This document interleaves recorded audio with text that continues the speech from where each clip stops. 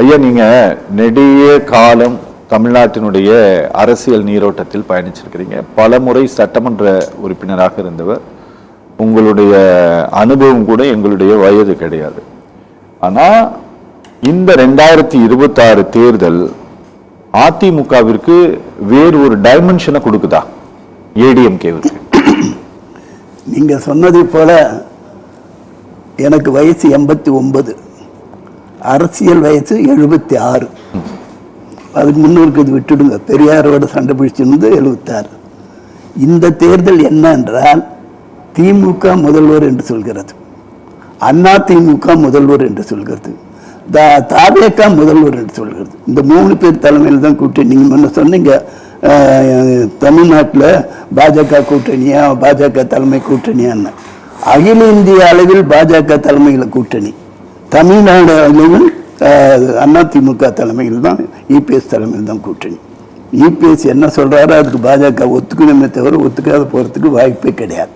அவர் தான் முதல்வர் வேட்பாளர் அப்படின்ற காரணத்தினால.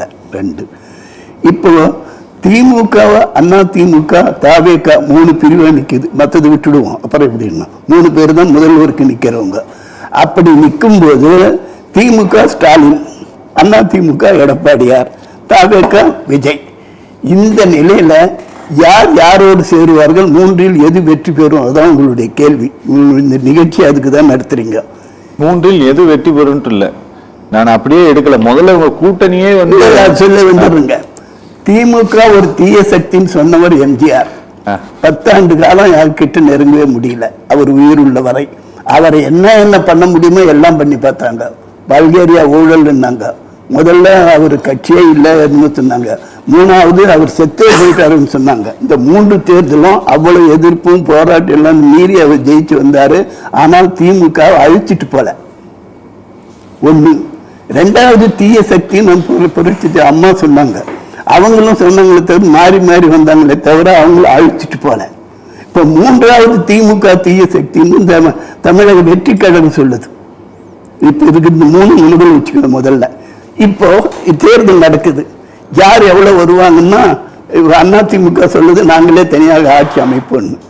இது திமுக ஸ்டாலின் சொல்றாரு நாங்க 200க்கு மேல வருவோம்னு சொல்லிட்டு. தாவேக சொல்றது நான் தான் அடுத்த முதல்வர். இந்த 3ல என்ன நடக்கும்? அதான் இப்ப கேள்வி. குழப்பம் இருக்கிறத எப்படி நடக்கும், எந்த அடிப்படையில் நடக்கும்ட்டு. திமுகவோ அண்ணா திமுகவோ ஒரு ஆறு மாதிரி அது கரை இருக்குது. ஆனா தாவேகாவு கரை இல்லை. அது புயல் மாதிரி, பெருமழை மாதிரி, வெள்ளம் மாதிரி அடிச்சுட்டு வருது. அது கரையே கிடையாது. அது எதை அழிக்கும், எதை என்ன செய்யுன்றது தேர்தல் தான் சொல்லணும். ஓகே, ஒன்று, அது ஒரு முக்கிய பாயிண்ட். தீய சக்தின்னு சொல்றது அண்ணா திமுகவும் தாவேகாவும் திமுகவும் சொல்லுது. ஒரு கால் வெற்றி பெற்று ஆட்சி அமைக்கக்கூடிய சூழ்நிலை வரும்பொழுது 3 பேருக்குமே தேவையான அளவு கிடைக்காம போனால் நடந்தால் அப்படி நடந்தா சொல்லுது எடப்பாடியார் ஆட்சி அமைப்பார்ன்றது நிச்சயமான முடிவு. அதை மீறி ஏதோ காரணம், என்னமோ காரணம், ஏதோ நடந்து விட்டது, ஒரு ஆக்சிடென்ட் அப்படிங்கிற மாதிரி, பையனும் இங்கே போறோன்றோம், ஒரு வழியில் ஆக்சிடென்ட் ஆகுதுன்ற மாதிரி ஆகி 3 பேரும் தேவையான இடத்திற்கு வர தவறினால் திமுக ஒரு 70-75 சீட், அண்ணா திமுக ஒரு 80-85 சீட், அதே மாதிரி தாவேக ஒரு 60-70 சீட் சேர்ந்தா இப்படி ஆட்சி அமைக்கும்? தனியா அமைக்க முடியாது. இப்ப இவங்க கூட்டணி சேரணும்னாலும் யார் தீய சக்தின்னு சொல்றாங்களோ அந்த தீய சக்தியை நிர்மூலமாக்குவதற்கு இவங்க 2 பேரும் சேர்ந்து ஆட்சி அமைப்பார்கள், தாவேகாவும் அண்ணா திமுகவும். அப்ப யார் முதல்வர், யார் துணை முதல்வர் அப்ப தெரியும். யார் எவ்வளவு சீட்டு வாங்குறாங்க, என்ன செய்யறாங்க. இது நடக்கும்.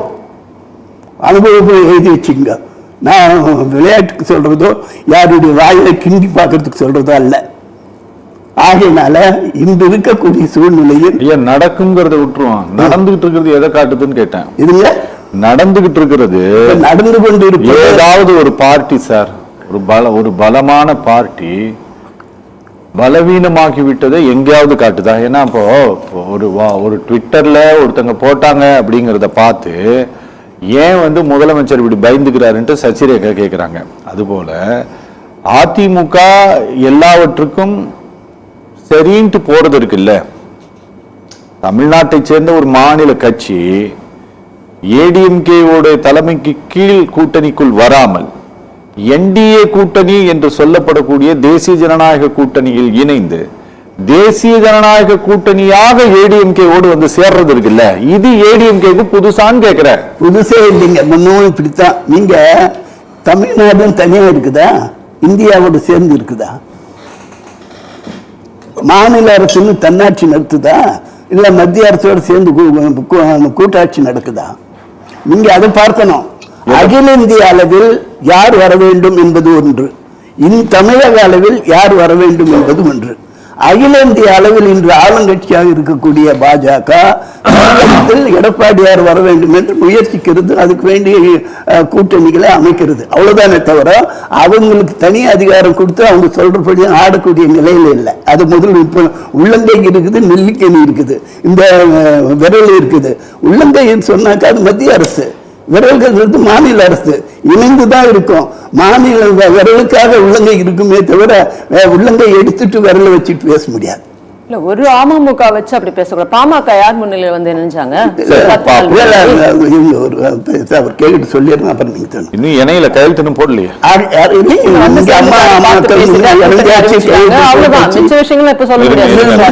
அது முடிஞ்சு போச்சுங்க, அது இன்னைக்கு எல்லாம் சொல்லிட்டு போயிட்டாங்க. ஆகையினால ஏன் நீங்க இவ்வளவு கோபமா இருக்கீங்க? உங்களுடைய கேள்விகளை ஒரு கூட்டணி மேல நீங்க இவ்வளவு கோபமா இருக்கீங்கன்ற சந்தேகம் கேள்வி கேட்டாரு. நான் உங்கள்கிட்ட பேசிட்டு இருக்கேன். ஐயா சொல்லுங்க. ஆகையினால் மத்திய அரசோடு இணைந்திருந்தால் மாநில அரசு பல்வேறு நன்மைகளை பெறும், மக்கள் சுபீட்சம் அடைவார்கள் என்பதற்கு எடப்பாடி அரசு ஒரு காரணம். ஓகே, 11 மருத்துவமனைகள் வந்ததோ, எம்ஜிஆர் காலத்தில் பல பல்கலைக்கழகங்கள் வந்ததோ, பல்வேறு திட்டங்கள் மத்திய அரசோடு இணைந்து செய்து மக்களை முன்னேற்றத்துக்கு கொண்டு வந்தார்கள்.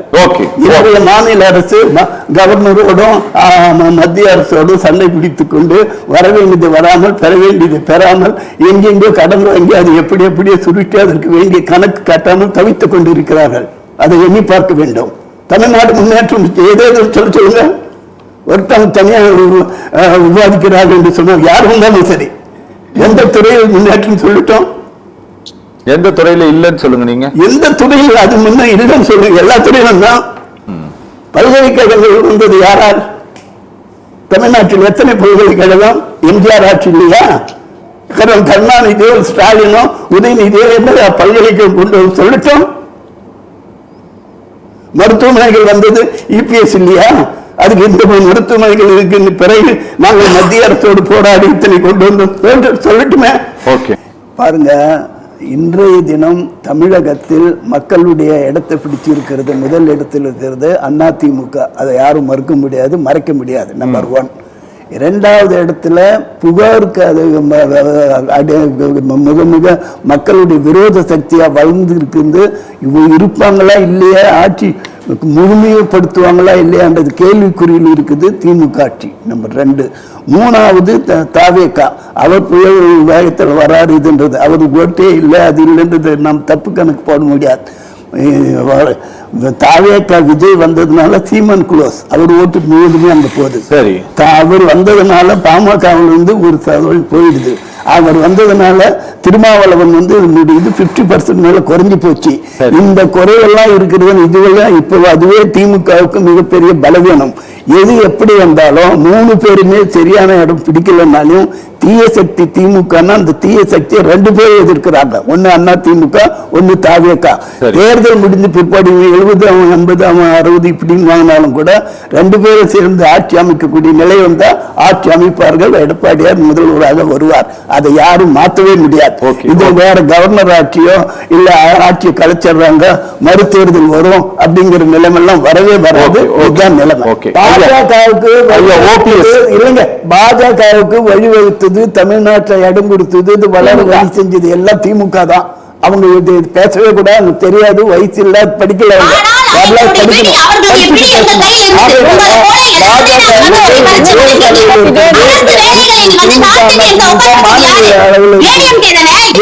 இருந்தாலும் இந்த எலெக்ஷன் முடிஞ்சா தப்பித்தவரி சொல்றபடி எடப்பாடியாருக்கு தேவையான அளவுக்கு ஆட்சி அமைக்க இடம் இல்லாம போனாலோ, திமுகவுக்கு இடம் இல்லாம போனாலோ, கூட்டணி ஆட்சிக்கு ஒத்துக்குவாங்க. அப்ப ஒத்துக்குவாங்க சார். அன்னைக்கு ஒத்துதான் தெரியணும். அன்றைய தினம் அண்ணா திமுகவும் தாவேக்காவும் சேர்ந்து ஆட்சி அமைக்கும் அப்படி ஒரு நிலைமை தான்.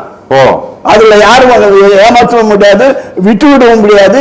வேற மீண்டும் அந்த திமுக இப்ப அண்ணா திமுக வந்து ஒரு தீய சக்தின்னு எடப்பாடியார் சொல்றார், தாவேக்காரர் சொல்றார். அவங்க 3 பேருக்கு ஆட்சி அமைக்க வரலன்னா அவங்க 70-80 சீட்டு வாங்கினாங்கன்னா என்ன நடக்கும்? தீய சக்தி ஒழிப்பாங்களா? தீய சக்தியோட தூய சக்தி சேர்ந்துக்கணும். ஆகையினால் அப்படி வருகின்ற பொழுது தனியாகவே எடப்பாடியார் ஆட்சி அமைத்தே காட்டுவார்.